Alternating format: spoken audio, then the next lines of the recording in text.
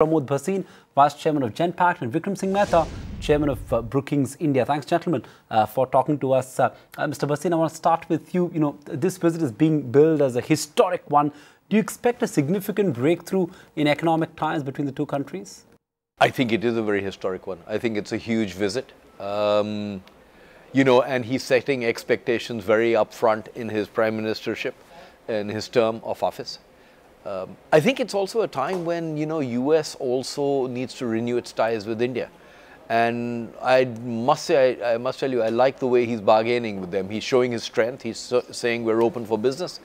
And he needs to revive the confidence that the world has in India, because that confidence has been lost over the last 4 or 5 years. So I think it's a very important visit. Mr. Mehta, comment on that, because this is a historic visit as far as Mr. Bhasin is pointing out. But what kind of a pitch do you expect the Prime Minister to really make to the CEOs that he's meeting? Because that's really the high point. He's meeting a whole host of about 15-odd CEOs there.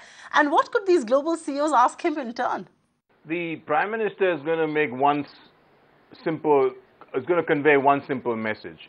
India is open to foreign direct investment. India is receptive to technology. India will be easy to do business with. And the past needs to be forgotten. The red tape, the procedures that have bedeviled investors in the past needs to be set aside. And investors must look at the large market and the great opportunities that are on offer. The foreign investors, the 10 CEOs that are going to meet him, will have specific questions related to their particular business. But more than that, they want assurance of continuity. They want assurance of contract stability. They want assurance that issues such as tax terrorism are not going to affect them. And they basically want the assurance that India will be a solid partner to work with. So that's, I think, going to be the essence of that particular meeting. Mr. Bhasin, let me come back to you. India and the US have recently been at loggerheads as far as multiple trade issues are concerned. At the core of that entire concern is really the immigration reform. You represent the IT sector for decades now. Do you believe America will dilute its protectionist stance on immigration reforms after this very high-profile meeting? You know, it's going to continue to have multiple issues. I think the issues are, if you look at both sides, I think the issues have some points of validity on either side.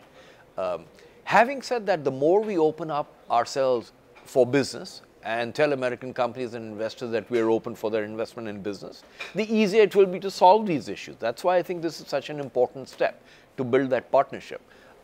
Immigration reforms, etc., really have been happening more because India has not been as attractive to foreign investors. The moment that changes, it will actually change their stance. I'm very confident of that.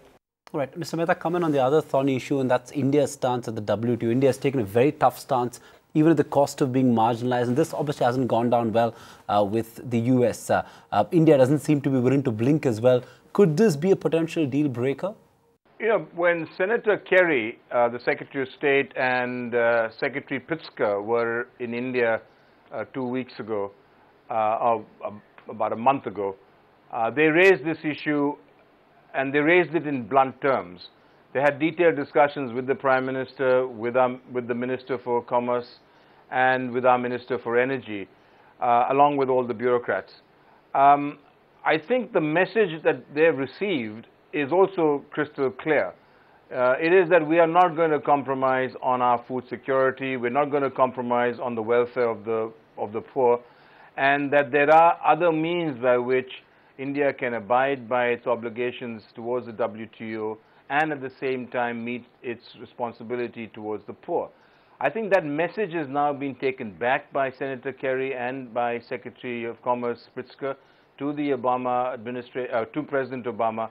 And so I don't think during this summit meeting, this is going to be a deal breaker. The position of both countries is now very clear.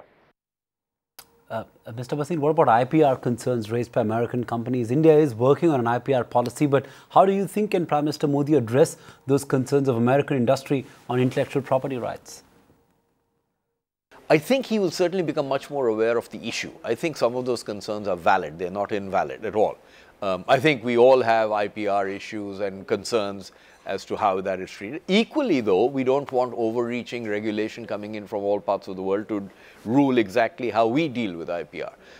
What we're trying to do, what he's trying to do, which I like a lot, is he's trying to create a balanced playing field where you can have a discussion, you can articulate each other's points of view, where you open both of each other to investment. And I think that's a very good position from which to talk about a lot of issues. These are some of the issues. I'm sure in the next 5 years there will be 10 more issues. But if you have a balance and a partnership, then you can work your way through it without rancor and without abrasiveness.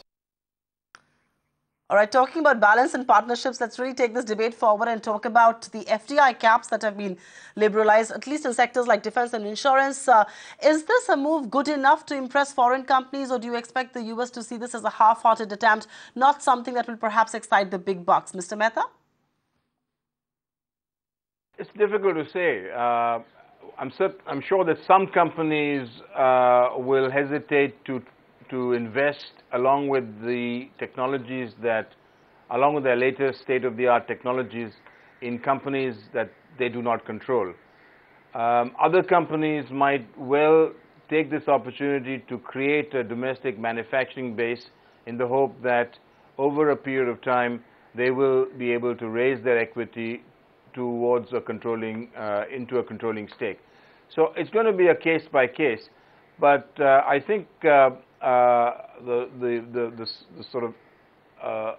the end result will be a significant increase in interest in both the insurance sector as well as in the defense manufacturing sector.